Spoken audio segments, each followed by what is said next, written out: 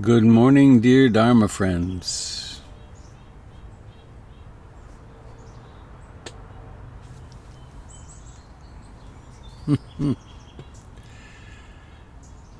How nice to sit here and watch you wink onto the screen. Good morning to those of you joining us on YouTube and Facebook.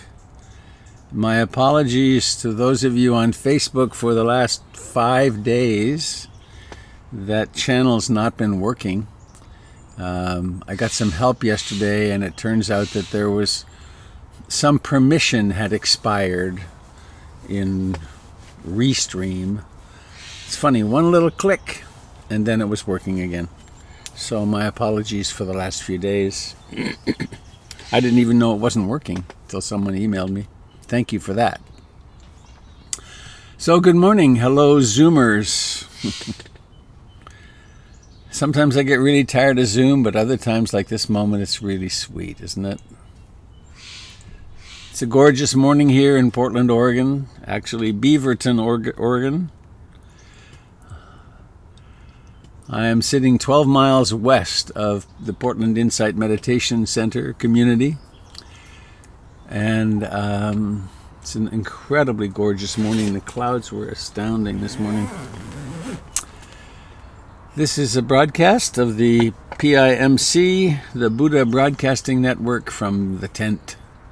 It's only a few days now till I'll be receiving the gift from you folks of the little house that I'll be broadcasting from. So I'm looking forward to that. I will keep you informed. And there will be videos, and it'll be well recorded, let me tell you. So, just in case anybody's here for the first time, if you want to know more about PIMC, you can go to portlandinsight.org, and there is an incredible wealth of information there, including the roster of teachers. We now have teachings on Sunday night, twice a month. Monday nights are on hiatus. Tuesday nights are on with Gary. Wednesday nights with Gregory. Thursday nights with Doug. Friday nights with Kate Staples, who's coming back to teaching. And Sunday mornings. So we're pretty well covered. And people are attending. It's really a good thing. So I have a poem. Sure gives me pleasure to see your faces. It's a little hard to pull myself away to the poem. I've been in debate this morning between two, and I'm going to go for this one.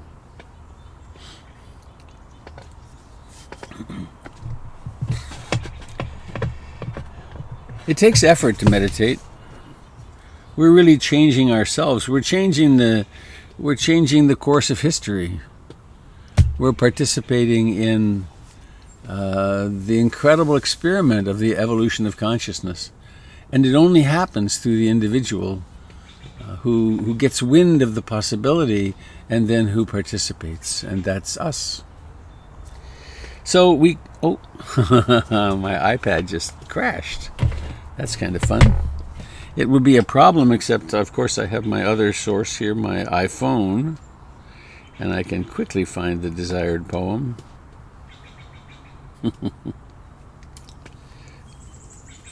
He says, before he finds it, oh yeah.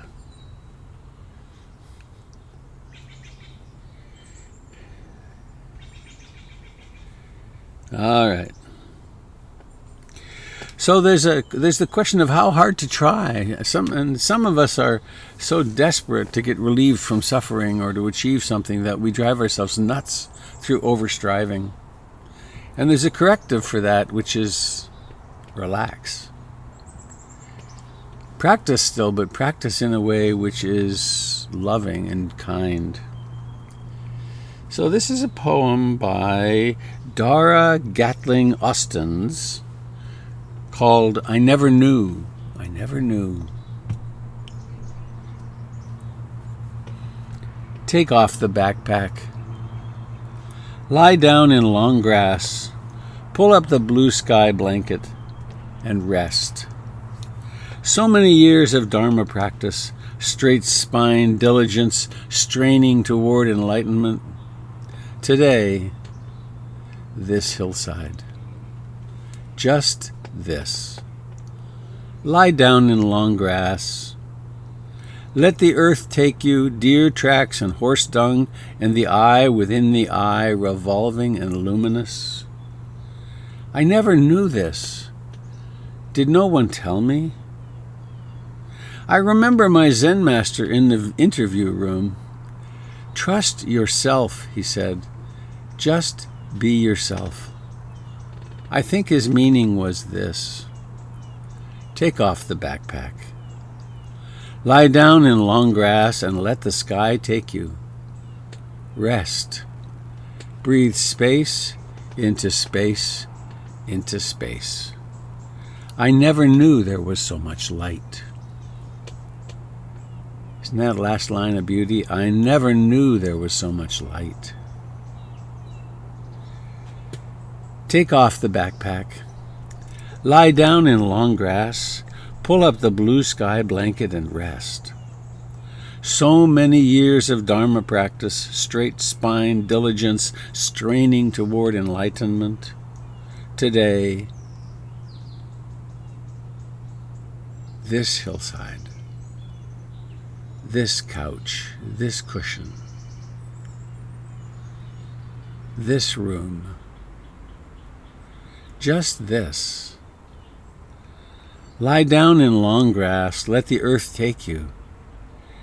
Deer tracks and horse dung, and the eye within the eye, revolving and luminous.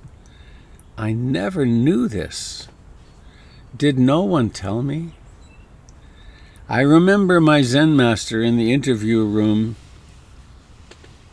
Trust yourself, he said. Just be yourself. I think his meaning was this. Take off the backpack. Lie down in long grass. Let the sky take you. Rest. Breathe space into space into space. I never knew there was so much light. I never knew there was so much light.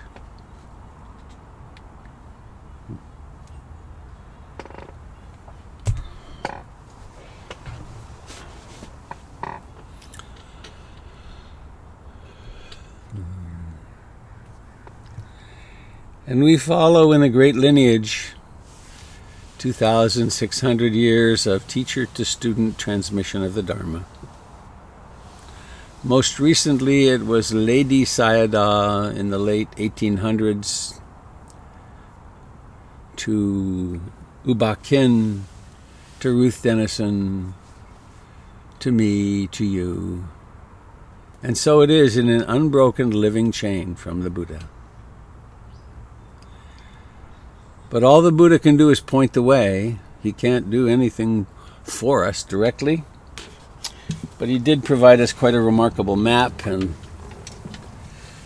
an approach to doing this awakening. So please join me to the degree you wish. I always say that because I remember in my Catholic childhood there was a sense if I did something wrong I would fall forever into hell. If I didn't genuflect in the right place, or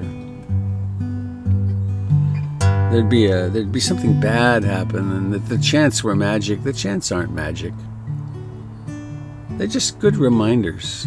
What am I going to take refuge in today? Will it be striving to achieve some financial gain, or to create a sense of security in the world. All I need to do is look at the one or two pieces of the news, and I see there's no security in the world. So we have this chant, this song, I take refuge in the Buddha, the Dharma, and the Sangha. I take refuge in that which is awake, which is the Buddha. I take refuge in the Dharma, which is the way things actually are, and the Sangha, the community of practice.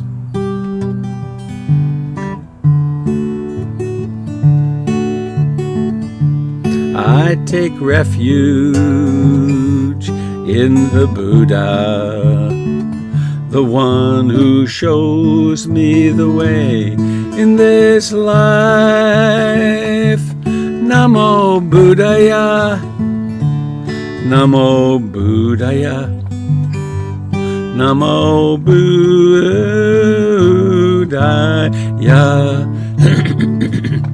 I take refuge in the Dharma, the way of understanding and love. Namo Dharmaya, Namo Dharmaya, Namo Dharmaya.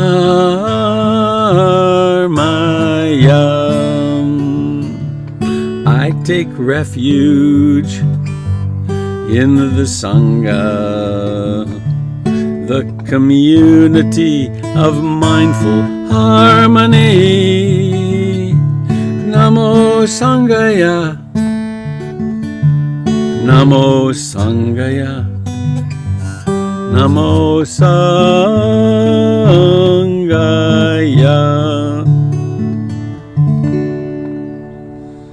I take refuge in the Buddha, the Dharma, and the Sangha.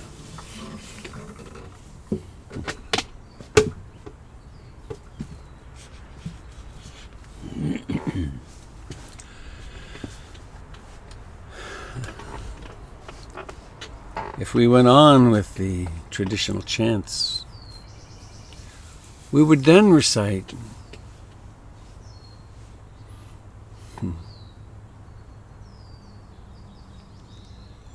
I undertake the rule of training to refrain from taking the life of any living being.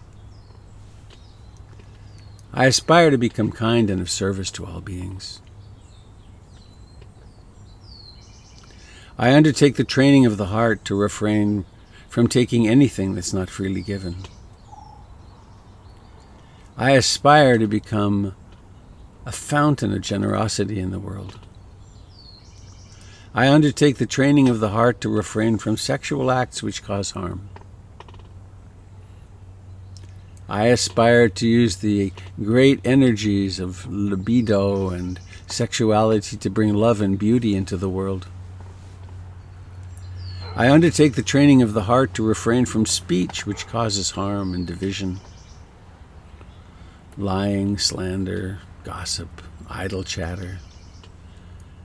I aspire to use speech to create connection and harmony in all my relationships.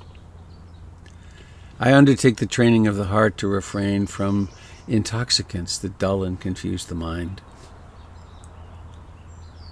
I aspire to practice, to develop mindfulness, compassion, love. I aspire to wake up.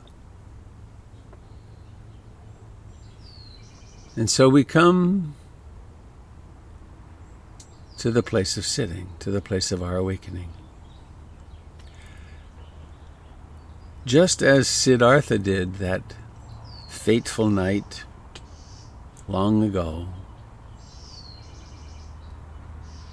after many years of practice and developing himself, he sat there under the Bodhi tree, exactly as we are right now. No different.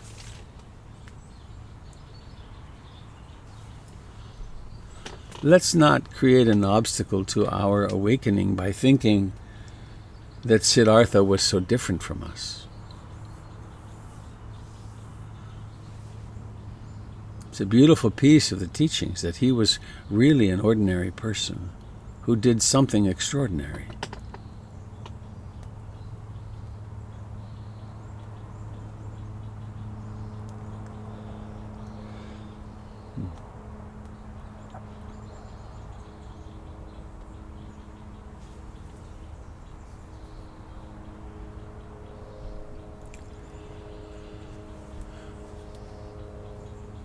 Lie down in long grass.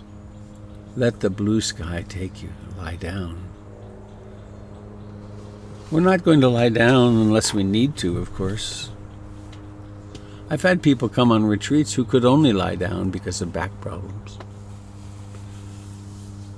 And there were ways to help them to not fall asleep,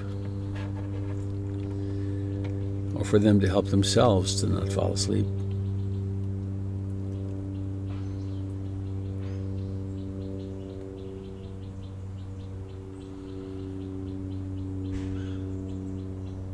Noticing sitting comfortably upright, here in the seat of awakening.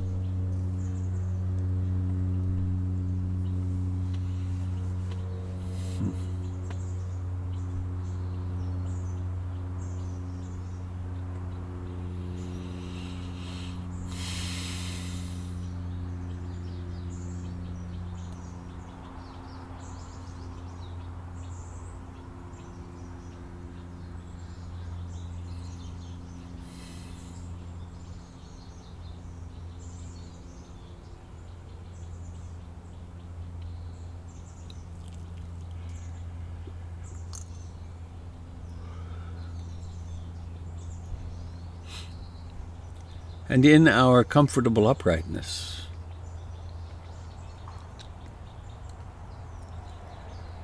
we can turn awareness toward this mysterious form,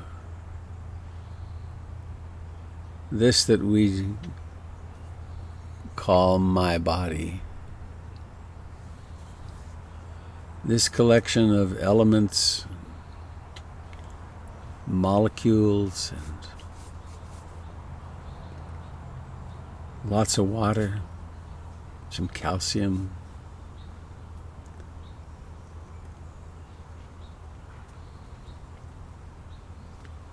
It also comes with awareness. In this case, awareness of itself.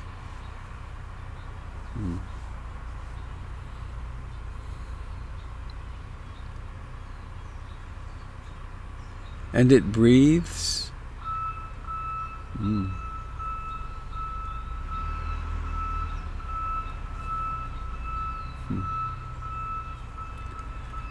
Sounds.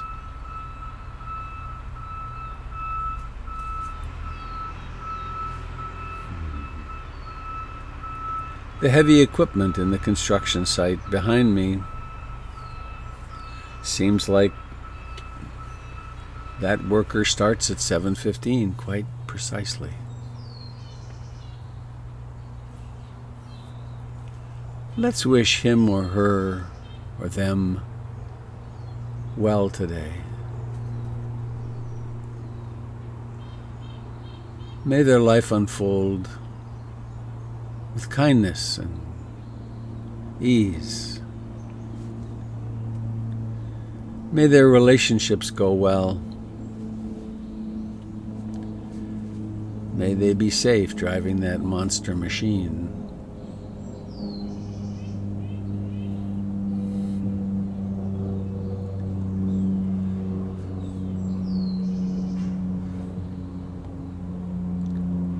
And so here we are, sitting, breathing.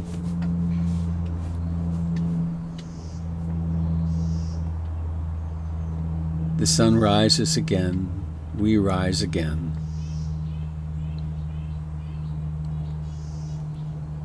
And there is breathing in and breathing out.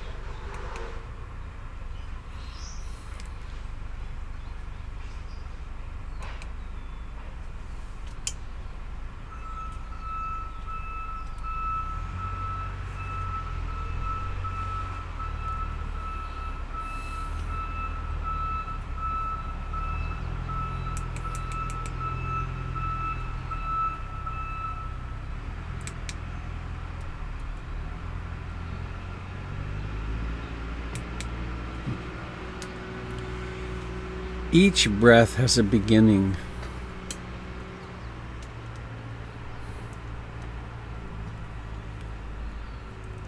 In fact, each event in the universe has a beginning.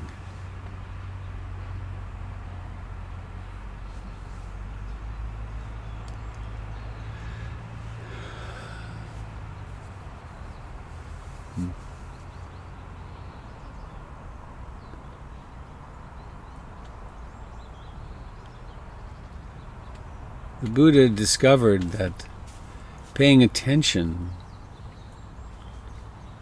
to beginnings and endings, to birth and death,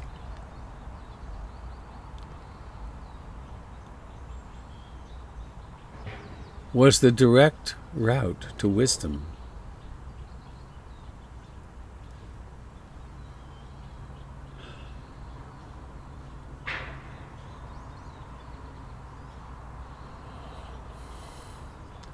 And with wisdom comes compassion and love.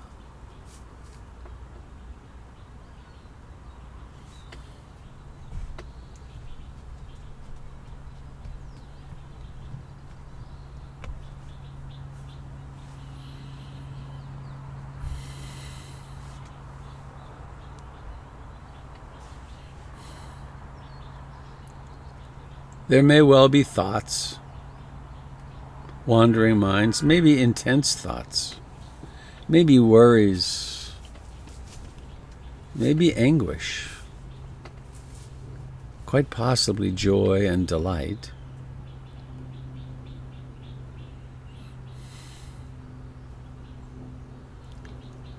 Whatever's here, to that we attend.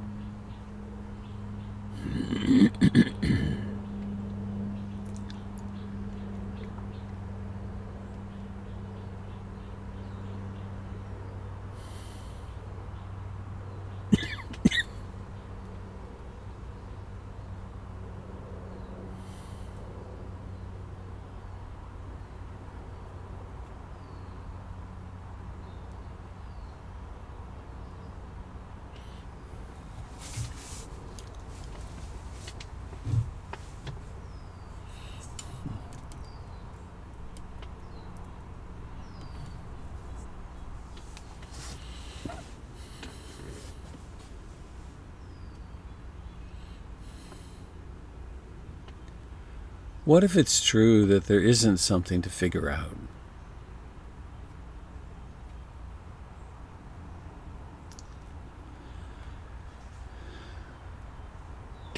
Our time in exercise, in formal practice, isn't about preparing for later, but is totally about lying down in long grass, about allowing this moment to be everything.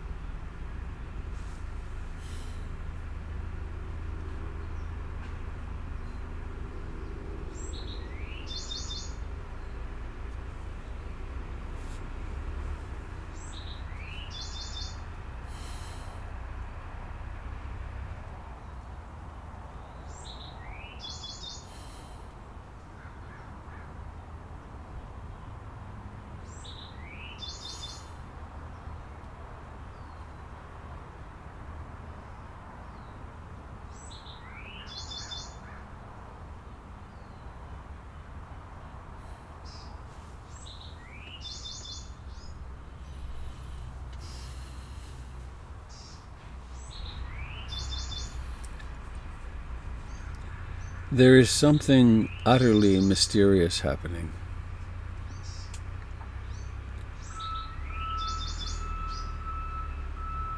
Awareness exists.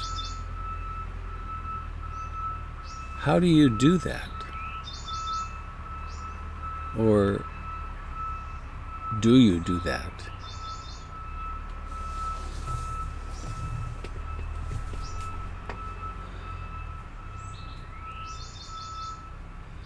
Awareness simply exists. And it would appear that we can, whatever that means, it would appear that somehow it can be directed. We can choose to direct it to the breathing, or to the whole body and its aliveness with the breathing central. Or we could intentionally direct awareness toward the ear door and notice the arising of sounds, including this voice, arising and disappearing.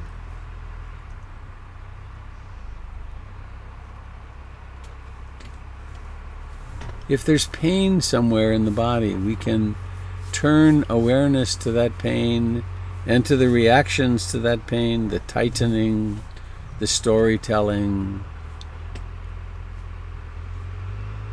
And we can discover that that pain has a life of its own. We can discover that the suffering of that pain can be worked with, diminished, eliminated, simply through cultivating mindfulness and curiosity and energy and joy and tranquility and concentration and equanimity.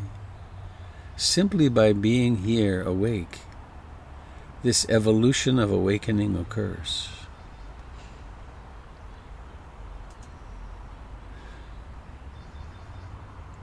So we rest here, we abide in the present moment.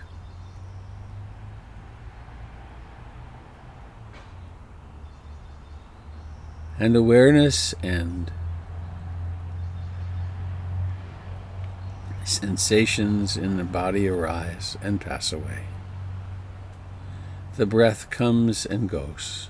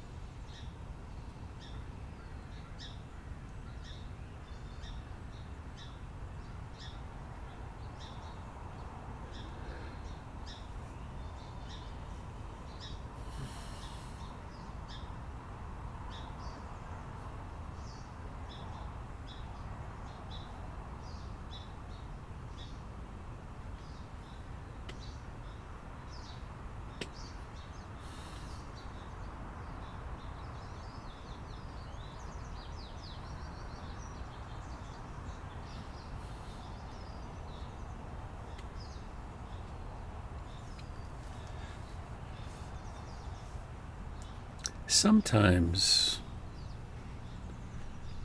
the mind will fall quite quiet, And this develops more and more over time.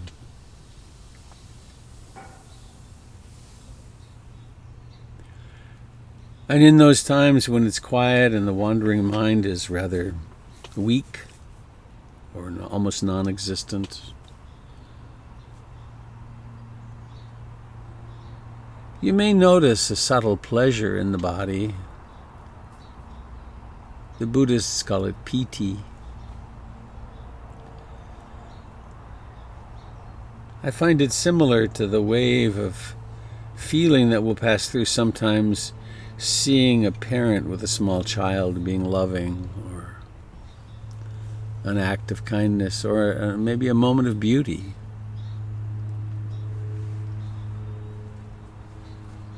Sometimes called ecstasy. It's a sensation feelable in the body. It's also part of mind. It arises when concentration develops. And it's not something to grab. Grabbing will drive it away. But it is a kind of happiness or contentment or ease, a pleasure that comes from within. It's not dependent upon external stimuli or others.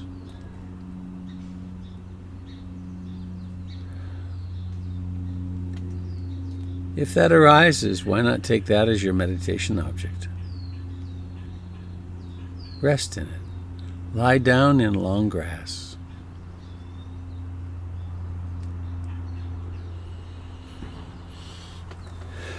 Let the sky take you.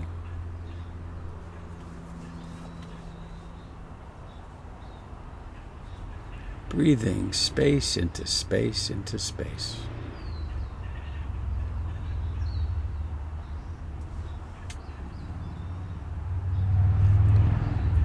And please now, as we did a day or 2 or 3 ago, let's connect with the love that comes from inside. We could imagine a golden Buddha sitting in the heart, or maybe a Kuan Yin, or a Mary, or Mother Gaia. Any archetypal image will do fine.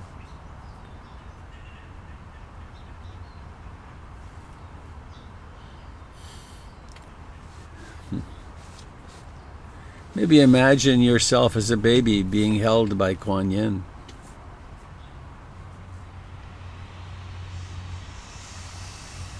Or sitting in front of the Buddha, recognizing that you truly are loved, no matter what's happened in your life.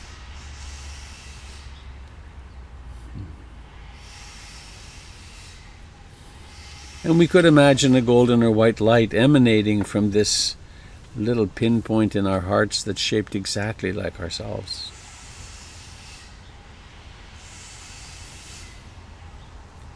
Is there something bothering you this morning? Is there something you're facing today that creates anxiety? Bathe those thoughts and those body sensations in love, in compassion.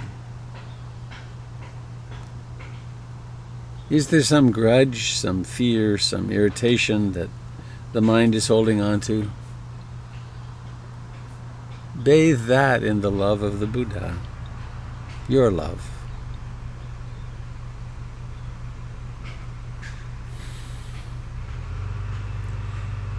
If there's some sickness, some dis-ease in your body,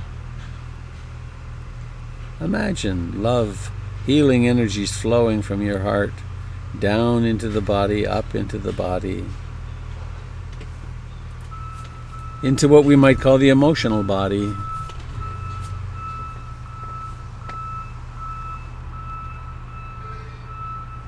The past really is over.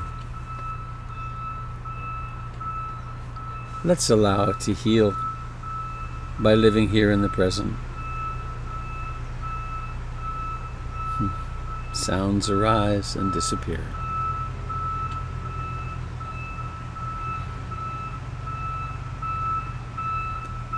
And now imagining the body of this being in your heart expanding expanding from a tiny speck into something exactly the same size as your body and exactly contiguous with your body. Every cell, every pore, every hair, perfectly aligned.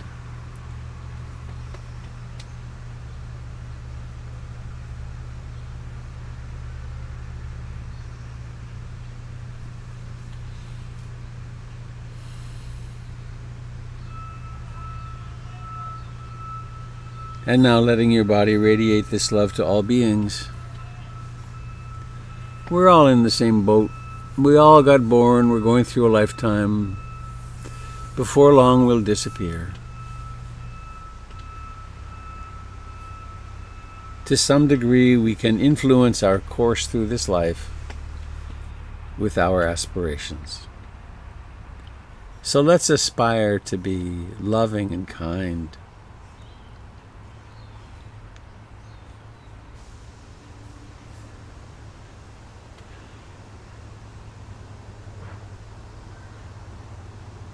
Let's aspire to go through the world all day, secretly loving everyone around us. Secretly holding everyone in the highest of esteem. No matter whether we like them or not. Liking isn't the issue. Loving is the issue.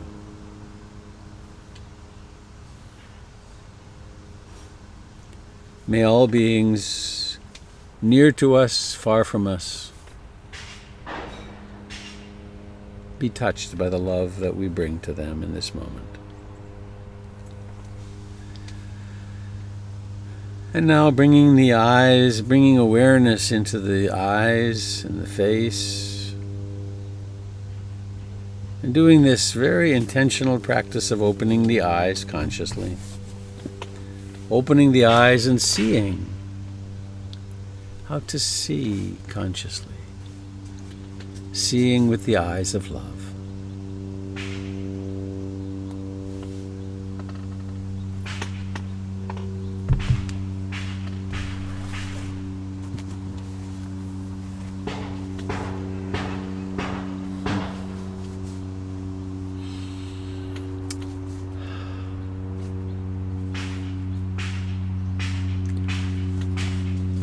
I have simple announcements. One is today's Friday. Tomorrow morning at 9 we'll be on Zoom. Kendall Summers and I offering a retreat from 9 till 2. And you can find out about that on the homepage of the portlandinsight.org. And in case any of you haven't seen, Mindfulness for a Happy Life should be on the bookshelves of your local store. They're on the great stores online. If you don't want to shop Amazon, you can shop from Powell's City of Books in Portland. They ordered 150 copies thinking it's going to sell. So it is cool. Other than that, yes. Please support your local Dharma center. Local, wherever it is in your heart, I guess would be the way to put it. Goodbye, Alicia has to go. Yeah, generosity is one of the 3 legs of a stable stool, and 3 legs of a spiritual practice. There's generosity, there's moral and ethical behavior, and there's training the mind and heart. And without all 3, we're very tippy. So find ways in your life to be generous that are nourishing to you, that give you pleasure. And one of them can be becoming a monthly donor at the center. So, well, I'll just maybe mention this. I don't have the details right now, but very soon, Kate Staples is going to be starting a regular Friday evening meditation gathering, and Kendall Summers is beginning in August Sunday nights, 2 Sunday nights a month. So I hope. Well, any of you that want to practice with them, I'm sure that it will be a wonderful time. They're both incredibly beautiful human beings and very wise. So, hi. Back to you.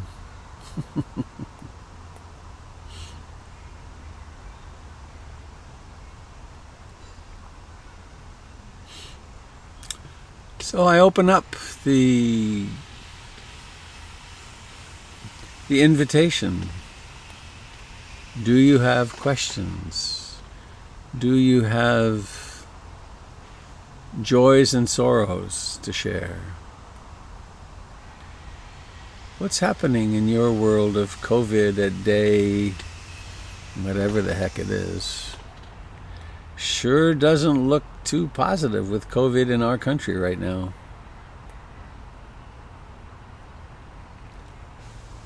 So, I will now be quiet and leave there space for you to share if you wish.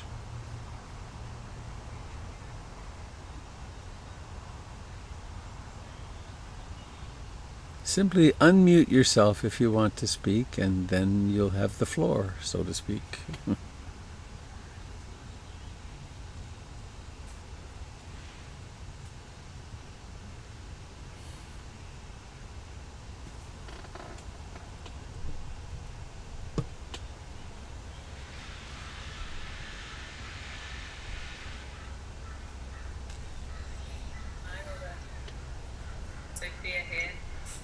Hello. We are what? Hang on, I'm a little stuck here. Nice from Cyprus. Hi, from Cyprus. Yeah. That's pretty cool. We're here, luckily, just a few weeks ago. And it's been really wonderful to be close to family. It's nourishing. I would like to say thank you for this wonderful time together. We've been meaning to partake for quite some time now, and our evenings are really tough because of the time difference, so we made it happen. I'm really grateful. And one thing that really stood out that I think me is at the beginning of the meditation when you said to send compassion to the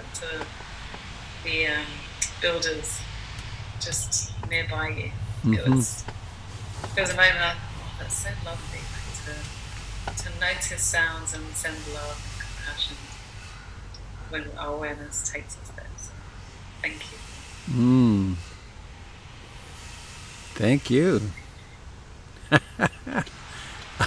Can I give a little plug for Nature RX? Or why don't you? It's terrific. You willing? No, you should tell him about COVID. I'm waiting. You want me to give a plug? Yeah. Oh, wow. Well, I'll let you put a link if you'd like into the chat. Actually, you could do that. It's a project I worked on to encourage people to do something that I feel strongly about, which is connect with nature, to spend more time and ground ourselves there. Because I found that, like meditation, it's such an amazing place to bring awareness. Seriously consider what we're doing with our lives. So Monday, at this point in the broadcast, I will try to show. There's more than one now, aren't there? Yeah. So it's a good thing. Okay, thanks. Sorry to put you on the spot, but I'm so tickled by that. I'm glad you liked it. It's great to see you and great to be part of this community. Well, you're most from Cyprus. What a trip. Wow. If it was rainy winter here, I would probably be green with envy. But right now, it's gorgeous here. This is Portland summer, and it's nice. Well, enjoy being close to family.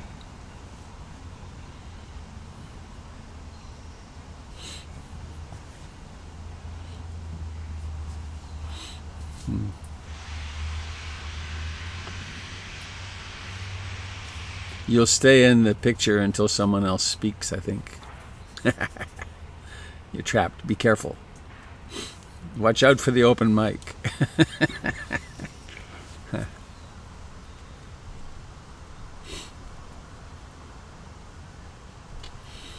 Russell asked, how do we get the link to Nature RX? If you just Google Nature RX, you'll find it. Or go to YouTube.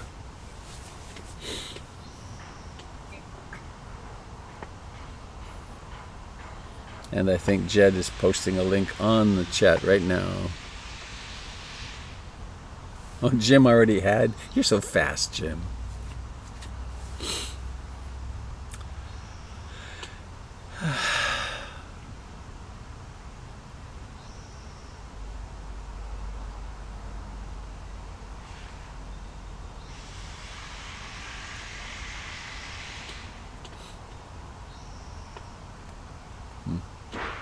There it is. There's Jed posting it. Great.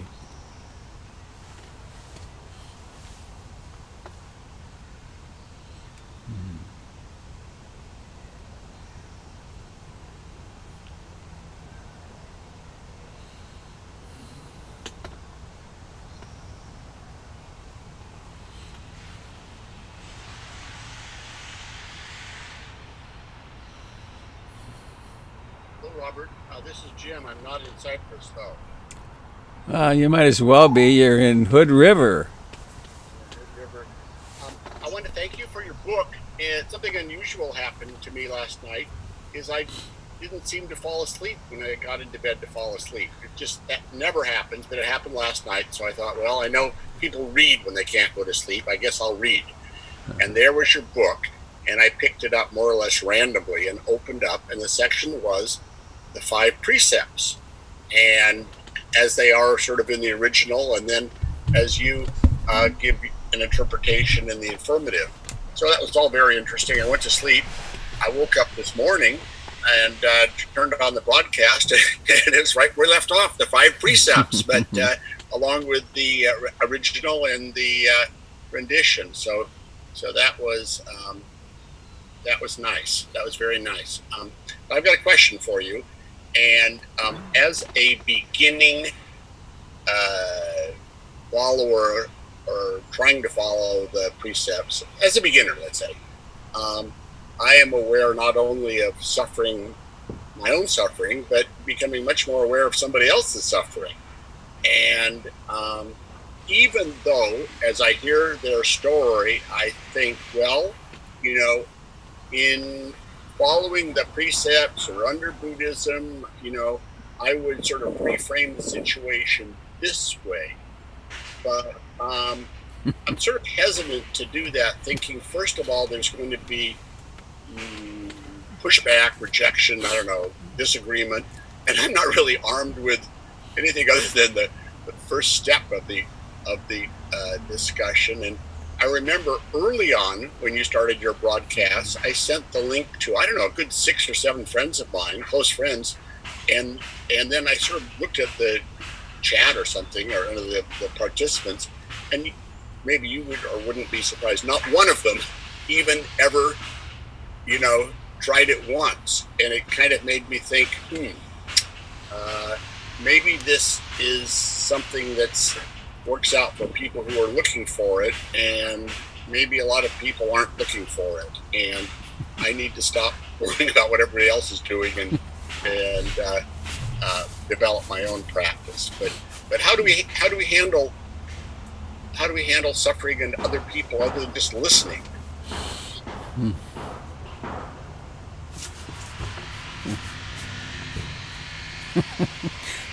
I have a silly response and a more serious response. The silly response is that it's a secret teaching from the Buddha which is mind your own business. I like that one. I like that one. And you know, it is really it's really challenging, because as we become more conscious, as we can stay conscious in the midst of our own suffering, which is so predominant, we then start noticing that a loved one is torturing, their mind is torturing them in one way or another, or their behavior is torturing them in one way or another. And we can very easily get maybe even well-motivated desires to help. But we can't do much. What we can do is be loving and listen and be compassionate. I tell people going home from retreat, you know, they've come on retreat, maybe they've been there for 12 days and they've had a big experience and a life-changing experience sometimes. They've faced some demons that have been there all along and since childhood. And I say, when you go home, you can be enthusiastic, of course, but also watch the other person. And when they stop being interested, stop. And they may well not be interested. They may be jealous or frightened or who knows what else. I know I learned when I was going home when I had small babies that the proper thing to say when I was teaching, when I would go home, was, "Hi, honey, how was it with the kids while I was gone?" It wasn't, "Wow, that was a great retreat," and do you need a day or two off? I'll take over now. Because life went on for that other person while I was gone. And that one gets to say once, I think, maybe, "I think this would be really good for you." Or, "Here's a nice book you might read." I have a suggestion of a book you might give them. As they say on the interviews on the book tour interviews, you know, well, as I say in my book, or mindfulness in plain English is a marvelous thing to hand people too. But then we really have to let people have their own course in spiritual matters, and the same is true with children. That to try to coerce anybody into meditating is absurd, and it's all by attraction. So the more loving you become, the more loving I become, the more the people around us will be drawn to listen and to change their evil ways. Thank you. Yeah. It's hard, though. And let me just say one more thing in terms of skillful speech. The Buddha said, if you're about to say something, does it conform to these rules? Is it true? Can you say it kindly? Is it a good intention? And is it the right moment? And is there some possibility it'll be heard? And if none of these are correct, if any one of these doesn't fit, don't say it. It does quiet us down. Mm-hmm. Thanks that was a great question.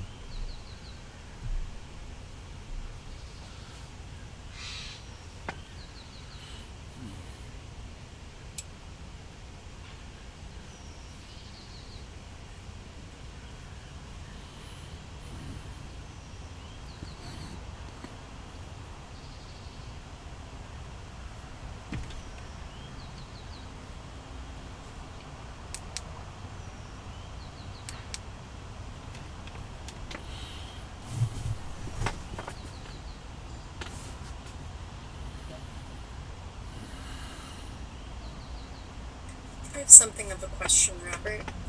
Natalie. Hello. Hello. I was especially struck by hilarity by your words. What if there's nothing to figure out? That explodes my mind. Mm-hmm. And I'm wondering about the Buddhist practice of asking a question continuously. or yes, focusing on some kind of unanswerable question. And I'm not sure where I'm familiar with this practice, and I wondered if you could illuminate what that's about. There's one major school of Zen, I think it's Rinzai, which is based in a series of questions which are mind stoppers. I'm not trained in that, but so I have 2 7-day sessions, Zen Catholic, a combination Zen Catholic training. But the koan that we were using was, actually there were 2. One was,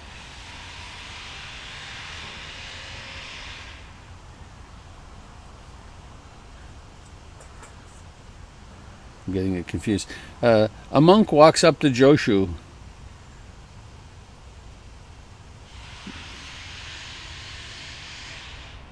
Hang on.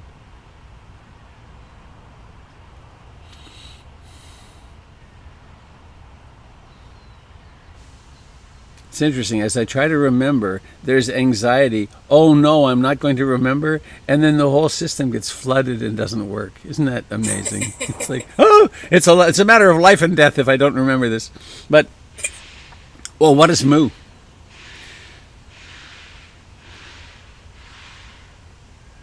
Does a dog have Buddha nature? Joshu answered, mu. What is mu? Take mu into your belly as though it was a liquid molten iron. What is mu? And then for 10 hours a day, you sit and walk with what is mu. Mu, mu, mu. And ideas come to mind. It's like you're in this quiet meditation, and I kept thinking I'm going to go moo, moo. I walked into the Roshi one time. 3 times a day, you go in and you sit with the Roshi, and he said, in this case it was Robert Aitken Roshi. He said, "What is mu?" And you give your answer, and then he rings a little bell. And in my case, it was the best I did was one time I came in, I was so blissed out, and I said, "Mu, mu is breathing," and he said 50%, ding-a-ling-a-ling-a-ling, and sent me out. So this is a style of practice, and there's a whole series. I don't know how many there are, but there's a lot of traditional koans, and then a couple of teachers in the West have created Western koans. So it's a way of practice that people follow. There's another way about asking questions, however, that I thought was where your question was going to begin with, which is when the mind is really quiet, when those moments occur, you could float in the question, what is myself? Or is anything permanent? And it's not then an invitation to go crazy in thinking. It's a seed thought that about a truth that one drops into the quiet mind and then sit with that. And in fact, those questions are behind the scenes always in insight meditation practice, because we are testing the hypotheses: is anything permanent? Is there anything that lastingly satisfies? And do I have a self? Where is the self? Those are the 3 big questions. I guess, and there's another one, which is, how is it that suffering occurs? Which is the 4 Noble Truths. There is suffering, there's a cause of suffering, and an end of suffering. Those are the giant questions behind the scenes. Thank you. You're welcome.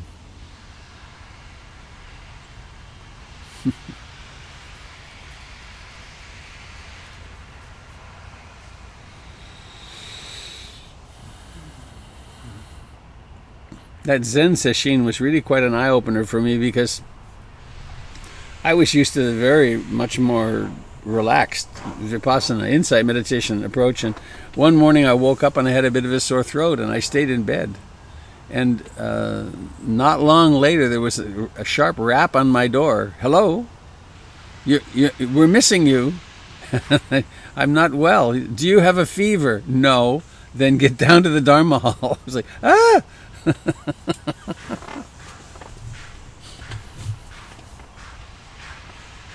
Robert, this is Lauren.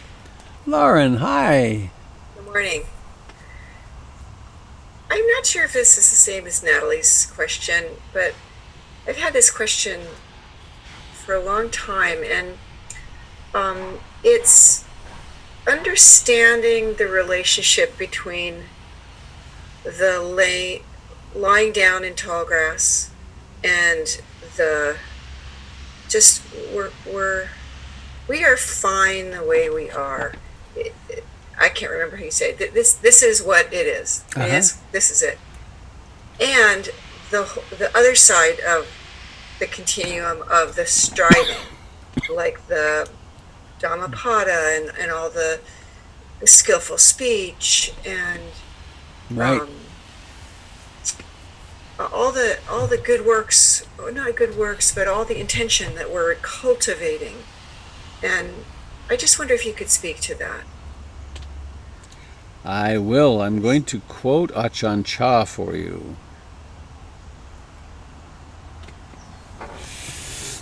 So it's a paradox, right? It's they're competing guidance. A Western monk at Wat Bapong became frustrated by the difficulties of practice and the detailed and seemingly arbitrary rules of conduct the monks had to follow. He began to criticize other monks for sloppy practice and to doubt the wisdom of Ajahn Chah's teaching.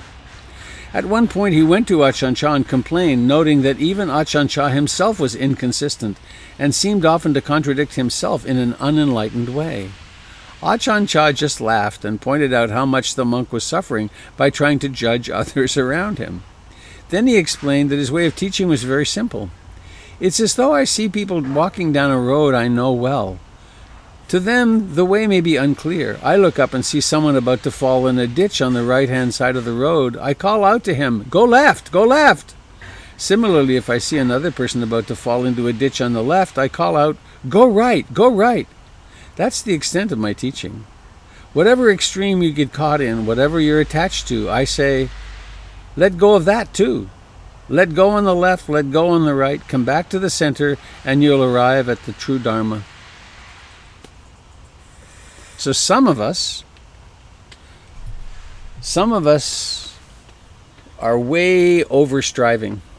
And in my experience, that's the vast majority of Westerners. We're trying too hard. We've swallowed this story that you can be anything you want, and you can, this whole, particularly in America, it's my fault. Everything that happens is my fault, and I should have tried harder, and so we have to try, and we try, and maybe someone will love me if I try hard enough. And that certainly was and still the case with me, but. I used to drive myself so crazy on meditation retreats because I'd try so hard, I'd finally crash and burn after 2 or 3 days, and then be a sobbing heap because I wasn't getting anywhere, and that's the neurotic mind. And others of us really do need that strengthening. That I talked with Ajahn Sumedho one time about the story about.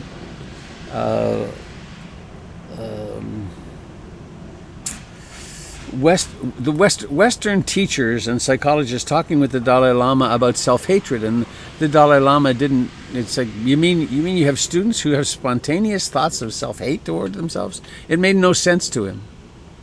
And then he asked them, "Does that ever happen to you?" They all said, "Yes, of course." Well, it isn't, of course. It's a cultural phenomenon. It's something that we learn. And I brought that up with Ajahn Chah, or with Sumedho. And he said that seemed to be true in Thailand too. There wasn't much self-hatred, but then he went on to say, "But don't think that means they don't have their problems." That he said, "I've seen very well-educated Thai men who came to practice who could watch a fly on a window for several hours." And just be unconscious. They just zone out and watch a fly. And so there's a different issue with that person, which is you need to strive more. You need to work harder at coming back to the breath. And then they realize that there's suffering happening that they've been zoning out on. So each of us as individuals, and to some degree cultures, have different ways that we avoid reality. And so that's another one of the great reasons for having a teacher. It was maybe the most important intervention Ruth Dennison ever did with me, though she did some biggies. But the first one was on my first retreat with her, and 2 days into it or so, maybe 3 days, I was there dull. And my practice was I stayed up. I was always the last person in the Dharma hall. And I was the first person in the morning, and I was going to get enlightened, and no one was going to get ahead of me. And I was always exhausted. And I had learned how to sit for at least 2 hours without any problem, because I just go into a kind of dull, stupid state and sit there. And she noticed. And she came along, and sometime during the day when I was in that drifty state, and she shook my shoulder and said, "You, stay in bed tomorrow morning. You're always tired. Get rest." Huge intervention. The next morning, everybody got up, and I felt so guilty and ashamed, and it's like, I can't. And then I slept for 4 or 5 hours. And then I came to the meditation hall, and lo and behold, I was awake for the first time ever. Changed the destiny of my life. Now, I couldn't see that because I was on the inside.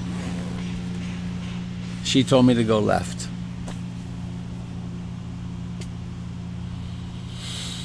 So that's one of the great reasons for having a skillful teacher, a teacher not just who will give us talks, but who will actually pay attention to us and know us well enough to know where we're creating suffering for ourselves.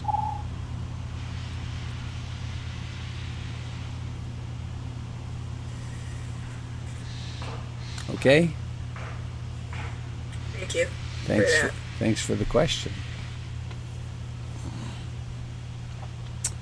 Well, it's 10 after 8 already. Anybody sitting with something that you'd like to say, but you're throttling it down?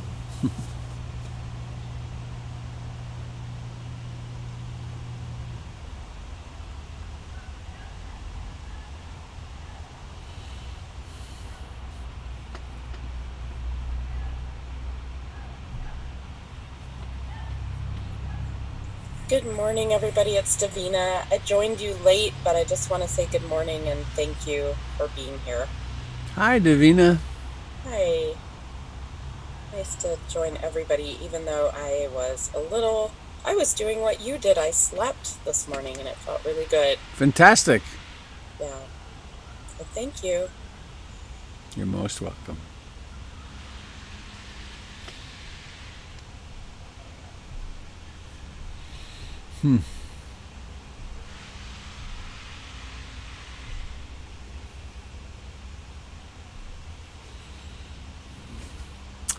Well,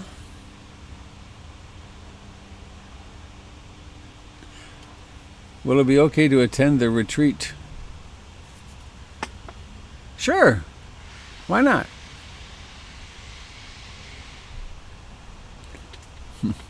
Just be sure to leave your shoes at the door. All right, friends. I will post the poem right away to the email list at PIMC. If you're not on that, you can get on it. Just send an email to avi@portlandinsight.org or go to the website. Okay. I see one young man. Perhaps there's more lurking. We'll see. I'm going to unmute everyone. Oh, it's over here. Get confused. Unmute all. All right. Can... Oh, dear God.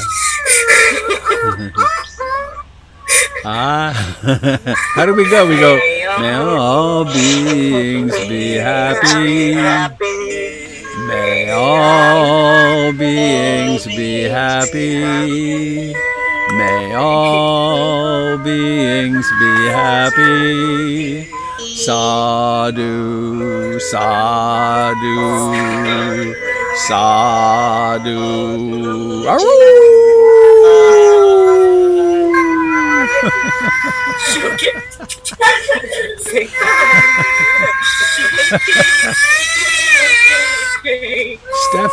Stephanie, I wish you great strength for the day. I remember that era, and I certainly couldn't do it now. Happy birthday, John. Happy birthday, John. Yes. All right. See you soon, folks. Bye-bye. Happy trails. Bye.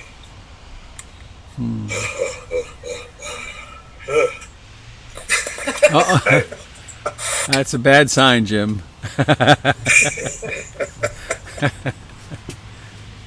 Goodbye, everybody. Take care.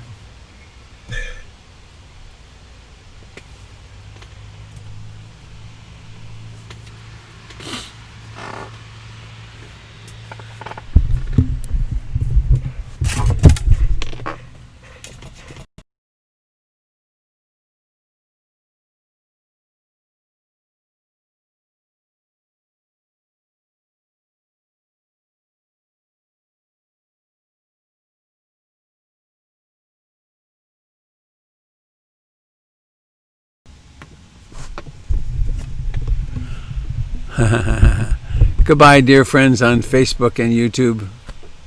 Have a lovely day. Sorry, I disconnected the microphone.